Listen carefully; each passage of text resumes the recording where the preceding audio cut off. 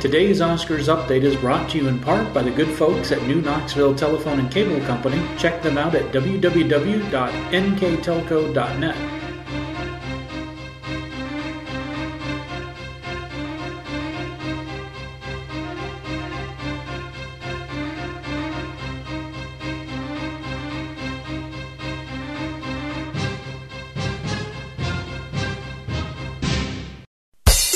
Saturday afternoon, we made our way back to the Academy headquarters for the Oscar-nominated Makeup Artists and Hairstylists Symposium, featuring the films El Divo, The Young Victoria, and Star Trek. After the symposium, we caught up with Leonard Engelman, Joe Harlow, and Barney Burnham.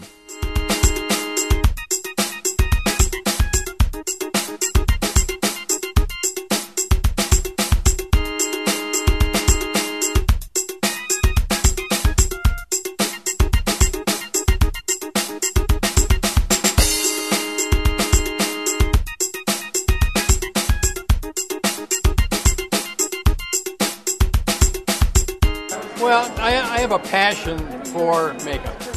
I have a passion for the accomplishment that makeup artists do, the hairstylists do, this combination of it.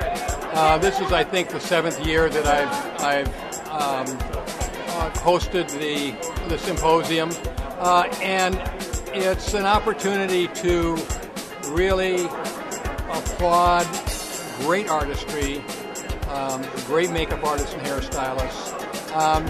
And as I said in part of my talk, everybody there is a winner. You know, somebody walks away with a statue, but everybody is a winner. And this is one of the great events because, you know, there is no, oh, well, they won, they didn't win, whatever it is. They're winners. What you're talking about is beautiful artistry and the fact that when you look at those characters, they are believable. So when you look at Prince Albert in The Young Victoria, and you see these wonderful hair, very soft sideburns, mutton chops that come down into here, and this very fine mustache, and this very stylized hairstyle, okay?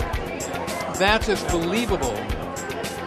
You have to believe it because you can go to any book and see a picture of that, and that's duplicated. So that's a soft artistry that really makes that work. Okay? You can go all the way to the Romulans, where they're very primitive looking and shaved heads and tattoos and wounds and such. That's all makeup, and that's the beauty of this craft. Is it doesn't have to be something that says white rubber across the forehead. You look at pictures like Elizabeth, pictures like Topsy Turvy, Livy and Rose. When I watched Livy and Rose, I was 3/4 of the way through it, and all of a sudden I went, wait a minute, I think maybe there's some appliances in this. Because they were so subtly done. Basically what I saw was a profile, and all of a sudden she had a little bit of a waddle here, and I thought, I don't remember having that before. I mean, and that's when a makeup is done beautifully, you're not taken out of the film. It's back up at all. It was a complete other universe. It was nothing like anything I'd done before. Just the scope of it was enormous and challenging and exhilarating, and I literally slept 4 hours a night for 6 months, but every single day I was just thinking, this is great. I knew it was going to be an amazing project. I didn't know it'd turn into this, but I knew that I wanted to go in and do work that was worthy of this. Never really expecting it would flesh out, but I thought at least we can say we've done our very, very best, and the rest you just got to sort of let the chips fall where they may. I mean, all you can do is what you can do. I'm enjoying this, but I have no control over the outcome. So all I can do is have a good time, and so I'm sort of taking the same basic philosophy of doing my best in work and let things come out however they will. Now I'm just doing my best in fun and attitude and let the chips fall where they will. Really, every day.